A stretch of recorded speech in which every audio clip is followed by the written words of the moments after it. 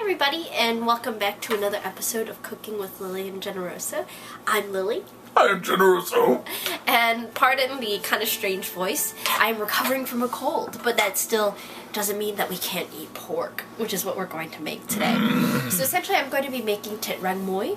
Rang muoi is traditionally a batter that is a little bit salt, a little bit sweet, and you can serve it with seafood, or you could also serve it with tofu as well. I'm using pork because we have a really pretty pork loin, and that's what we're going to use today as our meat. Yay. So this is a little bit more of a dry goods type ingredient, so be a little patient with me. There's a lot that goes into it, but this is probably one of the faster recipes we've ever done here.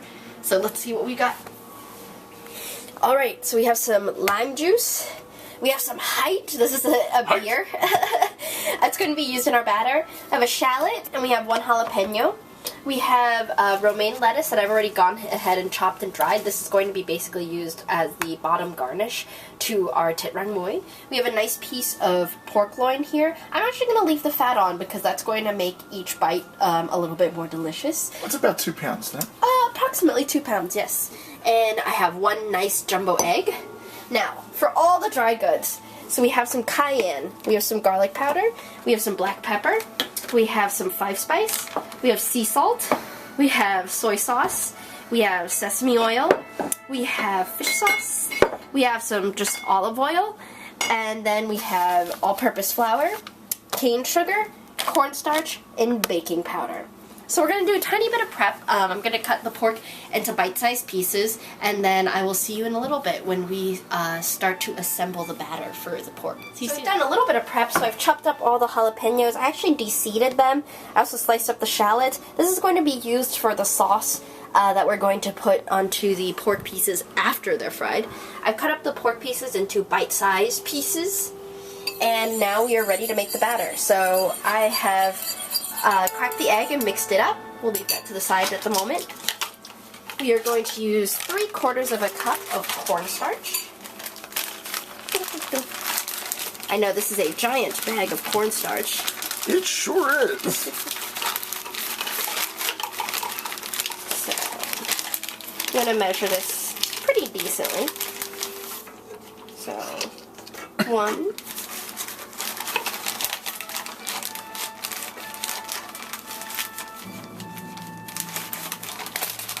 A little messy. 2. And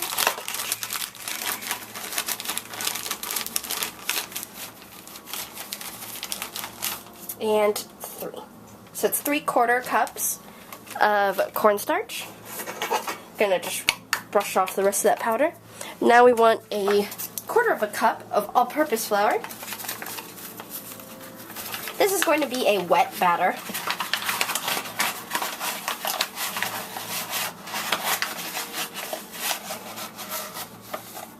1/4 cup. This is a little bit messy. It'll be okay though. I think so. I rarely use this much regular flour. Now we are going to add 1 teaspoon of baking powder. This is double acting. That's totally fine.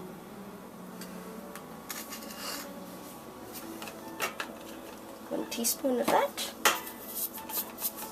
We're going to add 1 teaspoon of cane sugar.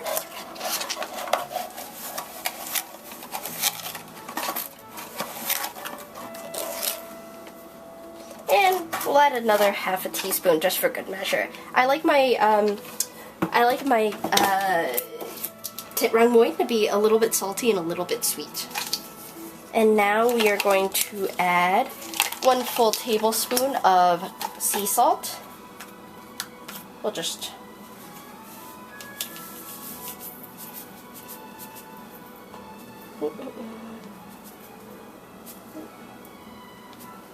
alright, 1 tablespoon. And then we're going to add a teaspoon of garlic powder.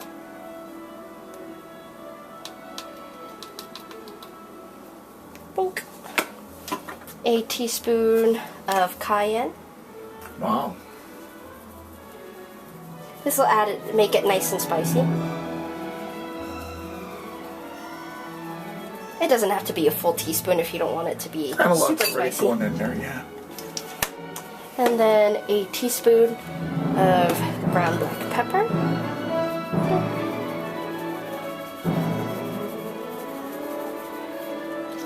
Alrighty. And a teaspoon of 5-spice powder. Again, this is a little bit heavier on dry goods than most of my normal recipes.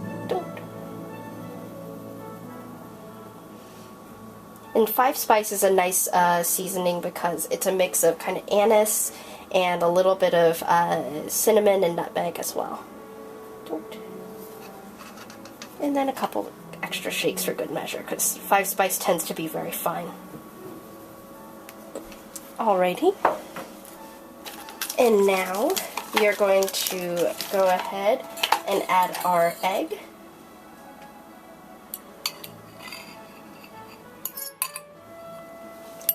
Put that to the side. And we are going to add 1/3 of a cup of beer. You can use any beer of your choice, of course.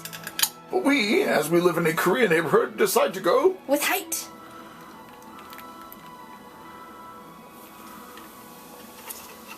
We'll add a nice fizz. Now take your whisk and mix this all together. Excellent.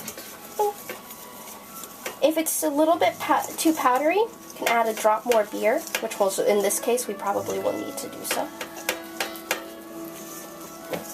And of course, you could add water too. So you actually don't need to make this with beer. Of course, you could make it with, water. And I've actually seen recipes out there make a batter with vodka and water, which is an interesting combination.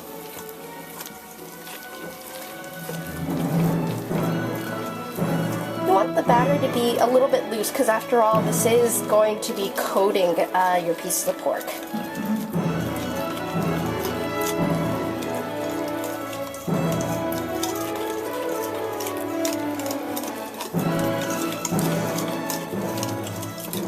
So it's almost like the consistency at this point of pancake dough. Yes. And while we've been making this batter, we've already started to get our oil heating. That's important because you do not want to fry this in cold oil. That's what tends to make foods a little bit greasy. So cold oil is no good. Alright, so that's the consistency you want. A little bit like pancake dough. I think that's the closest comparison. I think so. And at this point in time, I'm going to put my whisks aside, and I'm going to take my pieces of pork and drench them. Yes. You want each piece of pork to get a nice bit of batter on it.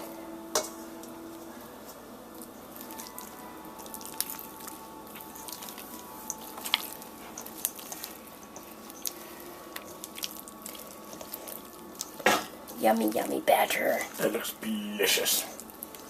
Alright, and so I'm going to let the batter sit and kind of begin to coat on everything, and we'll let the oil come up to temperature. It is currently heating at 350, and then we will fry these pieces of pork. So see you soon. So our oil is nice and hot. We have our fry basket already ready.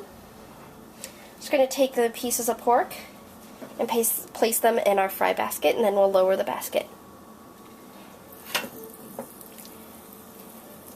We're probably only going to fry a half a batch at a time. That's sensible. We have a tiny deep fryer. Yes. This is going to be a little bit messy because of the wet batter. That's okay. Just make sure that you clean everything up at the end.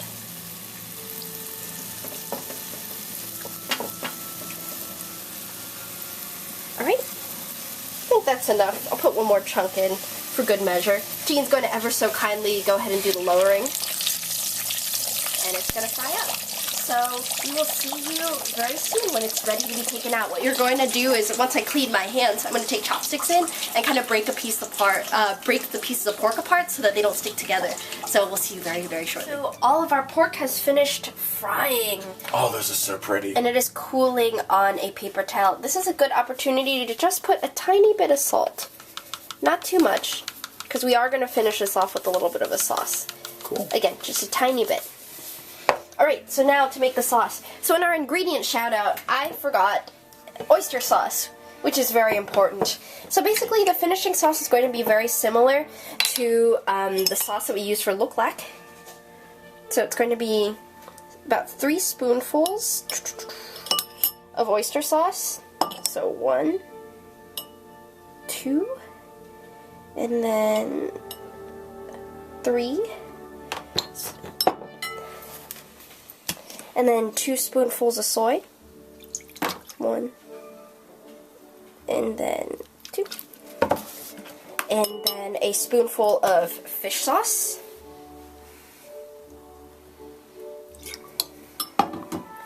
And then about 1.5 spoons of sesame oil.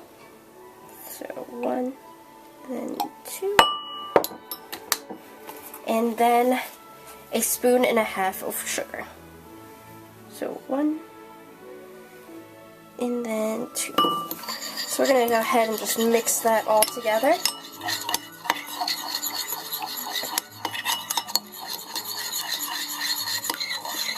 Should smell nice. It does.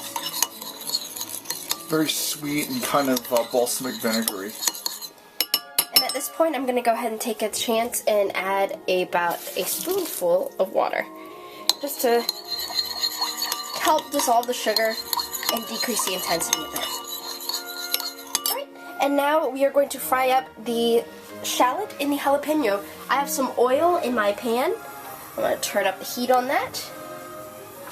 Let that heat up for a little bit. I left it on a low heat so they could warm up.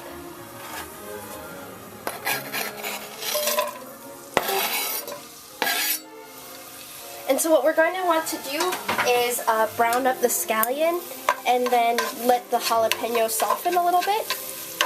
And then once the scallion is browned, we're going to add the sauce to the bottom of this, cook it down for a little bit, and then we will toss in our fried pork and it'll be all set. So we'll see you soon. Alright, so our scallions have started to brown up a little bit, and the jalapeno is starting to give off a little bit of a spice smell, which is really nice.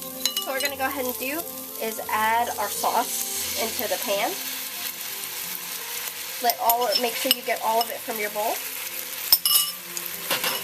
And then let it cook down for about 30 seconds. So we'll see you when we're ready to go ahead and toss in the pork and finish this all off. Alright, so our sauce is cooked down. We let it cook for about 30 seconds until you see that there are like nice big bubbles in the sauce, which means that it is reducing down. So now we are going to introduce our pork. You took it off the heat, right? Yes, and the sauce is off the heat. Ah, cool. We're going to go ahead and introduce our pork into the sauce. And we want the sauce to go ahead and coat our pork.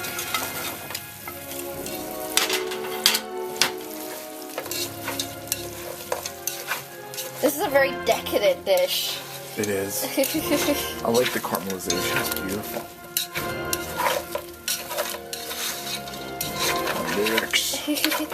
But thankfully, I don't think, in terms of prep, this definitely takes a little bit more active cooking time than the normal dishes that we make here. There's no marinating time or anything like that. It's Yes. pretty quickly. Cool. And this additional sauce will also help warm up the pork as well.